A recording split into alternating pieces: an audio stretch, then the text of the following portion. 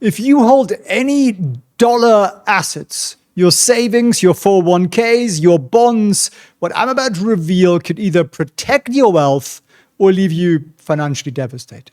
A Russian economic advisor just exposed what he claims is America's secret plan to eliminate $37 trillion in debt overnight. I've checked this out together with Winston, my little research hound, and Albert, who's our chief financial, choose everything guy.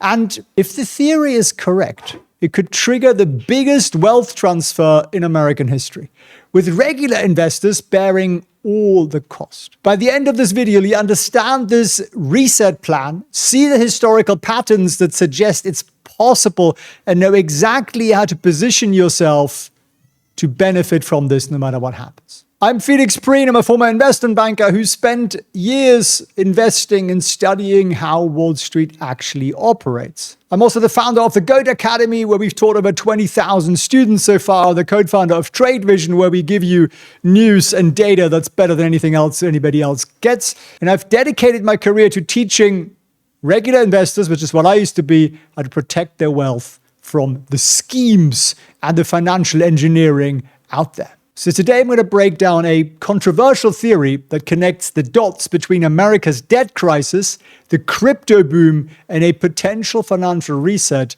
that could reshape your financial future. So $37 trillion in debt sounds kind of absurd, but if you take that through how much that is per household, $280,000, the figure kind of becomes a little bit more real. Now, who owns this? Mostly it's private investors and institutions. A bit by foreign governments, but mostly it's Americans that own this. And it's the equivalent of owing 6 times your annual income. Imagine what would happen if you owed 6 times your annual income. And these interest payment numbers, they just seem absurd, don't they? It's kind of hard to wrap your head around that. Now, what it does mean, every major empire has faced this moment. We had Rome, go back a fair bit. We had Britain, go back to, well, not a very long time ago, actually. And now we're looking at America. What happened to the Romans? They debased their currency, inflation came in, the empire collapsed. What about the Brits? They lost reserve currency status after World War II and devalued the pound by 50%. No empire has ever paid back debts this large. Now, America is in a very unique position. It is the world reserve currency. And that's what's allowing this to continue. But even with perfect economic conditions, tremendous growth, this debt can never be repaid in the traditional way. So yes, you would need about a 6% economic growth miracle that would last for decades. That's just not going to happen in the US. It just isn't the reality. We've never done it. It's not going to happen. Right? Even if you had a 100% tax rate, you couldn't service the debt, and of course, everybody would leave the country. Now, why should you care? Well, because your dollars, your savings, and your investments are all tied to the system. The dollar purchasing power depends on the debt. Your retirement accounts are denominated in the US dollar, a currency that could lose a very significant amount of value. Real estate value, your home, is tied to the dollar stability. The bond portfolios, well, they're tied to all of this. Now, I want to walk you through what some people are saying is going to happen here, and then what I think is the actual only path out of this, what it means for investors, and the tremendous opportunity it opens up for us to be smart and actually benefit from this calamity. But before we do that, there is one thing and one thing only that I see in almost every single portfolio I've looked at, and I've looked at thousands of portfolios of students of mine. That is the lowest hanging fruit. That is the number one skill that would change their outcomes by the most.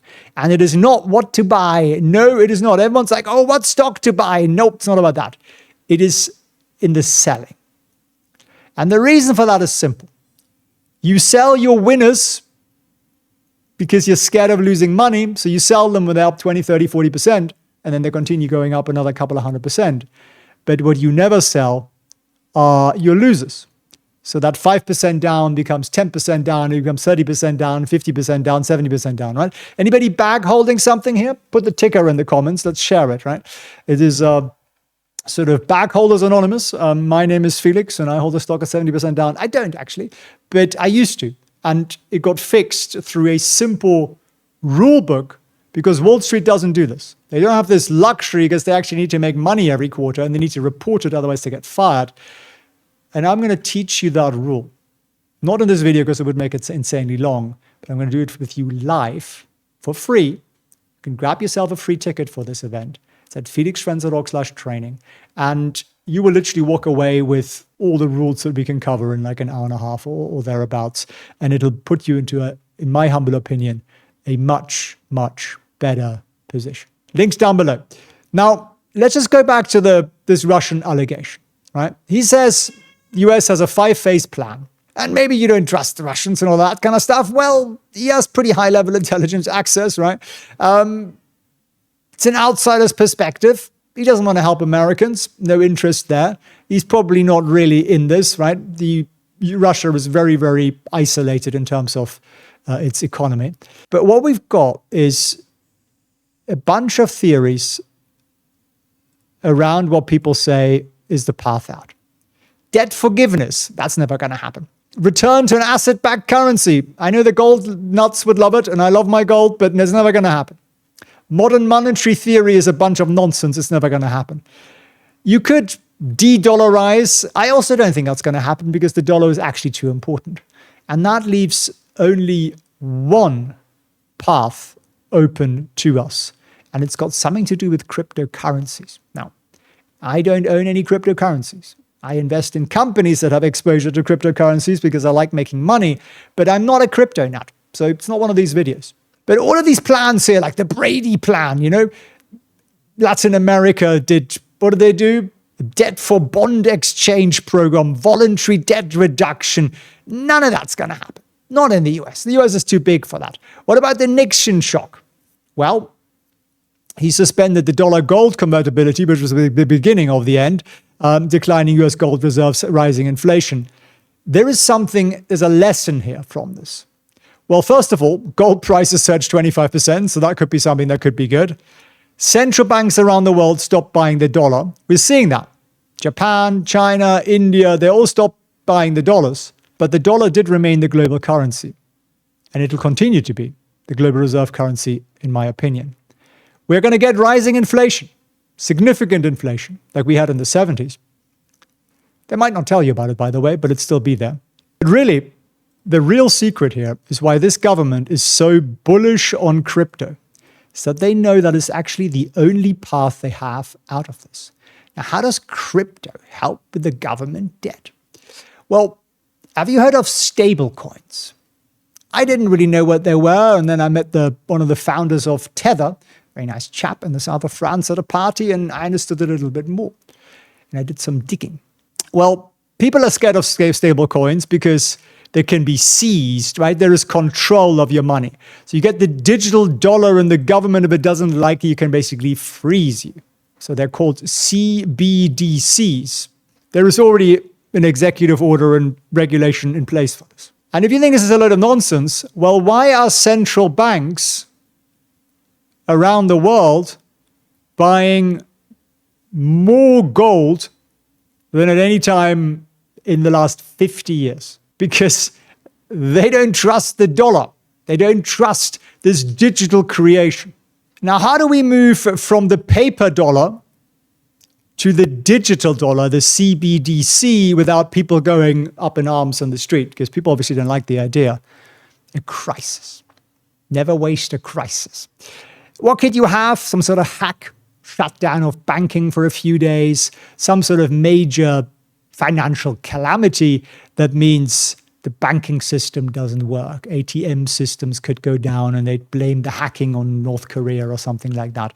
And then suddenly the government come out, but hang on, no worries, we got a solution for this. We're going to send you CBDCs into your phone and you can pay with it as normal. And it'll work for a few days and people will go, okay, this is brilliant, I'll accept it now. So emergency measures. Remember the nonsense we put up with during COVID, right? We put things on our faces. We injected ourselves with things that were not proven in any scientific way. That's controversial. Apparently still it isn't, actually, if you look at the data.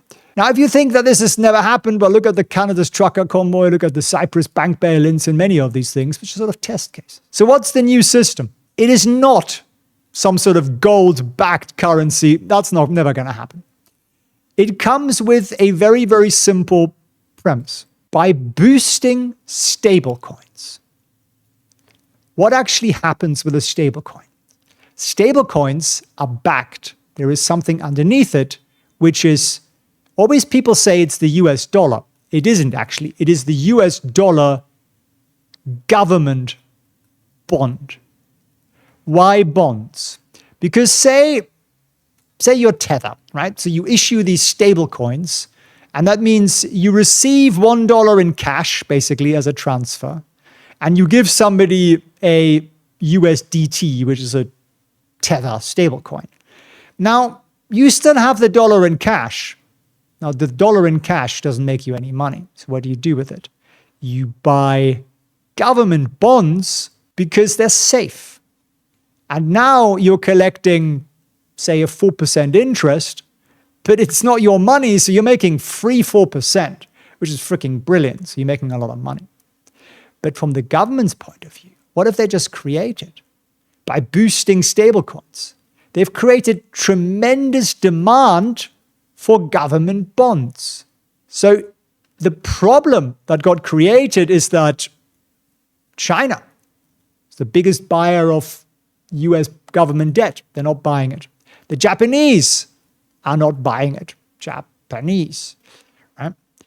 The Indians don't want to buy it. Basically, any emerging economy doesn't want to buy it. Why not? Because of what they did to Russia. Like Russia, you might think they're the most evil country in the world, but Russia had foreign reserves, say in the US and in Europe, and it got stolen from them. Right? From a Russian point of view, it got stolen from them. So who in their right mind as a country would put their money into somebody else's country? You're never going to do that. So the only thing that you can hold at home, well, it's gold. One of the reasons I'm so bullish on gold for the next couple of years, right? And that caused a lack of demand for US government debt. And that's a problem. It means interest rates go up in the US. It all sounds quite complicated, but it really is just less buyers, therefore it's more expensive. Now, what happened in the 1970s? In the 1970s, we saw massive inflation. Now, what does inflation actually do? Inflation does two things. It erodes the value of money. Now, money is also debt. Debt is also money. So it also erodes the value of debt because it's worth less. So that 37 trillion becomes worth less. How does it do that? Well, one of the major ways it does that is at the same time, inflation increases prices. But not just the prices for milk and eggs. That's sort of irrelevant for the people running the country. It increases the prices of stocks, of real estate. In other words, the assets that the wealthy hold. So if you are a billionaire and you are running the country, of course, I'm not suggesting that billionaires run the US. That would be laughable. What do you actually want to do? Well, you want to reduce the debt, so you cause lots of inflation. And at the same time, you'd like to get wealthier. You'd like your stock prices to go up, your property prices to go up. So what do? You cause more inflation. How do you cause more inflation? Well, you print more money and you lower interest rates. What is the government doing right now? It's printing more money, it's lowering interest rates. It's a wonderful thing, isn't it? Now, who does this affect? Well, it depends on what side of the path you're on. If you're relatively rich, and by rich I mean asset rich, as in lots of money invested, you are basically like brilliant. If you are a salaryman, as the Japanese call them, you are like, what the right? Your hair is sticking up. What can you do if you are a salaryman? Well, you can move gradually into the direction of asset richness. And that might be $100 a week or a month or something invested. But the more you do it, the faster you do it, the better you are going to be off, the more protected you're going to be. Because this is coming. This is the only way it's coming. If you want a case study on it, study Japan. They've done it, right? In Japan, the wealthy are very wealthy. They live a very good life. Everybody else is working on 1970s wages and is struggling to live in a very, very small apartment with a very, very basic life, right? Now, the Japanese have a sort of stoic philosophy and they cope with it relatively well. I don't think I would. I'm not sure you would. Because in reality, what this is, it is the biggest transfer of money, of wealth from the lower income group, the middle classes, to those who have the most money. It creates the most inequality we've ever seen, and it's irreversible. And quite frankly, no matter who you elect, this is going to happen. Governments always protect themselves at citizens' expense. Politicians want to get elected. So they do something that's so complicated that nobody really understands it, and therefore they're like, well, this is better than higher taxes, or it's better than less spending, isn't it? Surely, I don't really understand it, never mind. And therefore they do it. They get away with it. Now, the government's priority is self-preservation. Citizens will bear the cost of the government financial problems. Your job is your preservation and your family's preservation. And therefore, the only thing you can possibly be doing is to own more, excuse my handwriting, own more assets. That's the only thing you do. So you can do that by buying an ETF, some low-cost fund like VU or something like that with like 0.03% fees, which is a wonderful thing to do. Much, much better than not investing.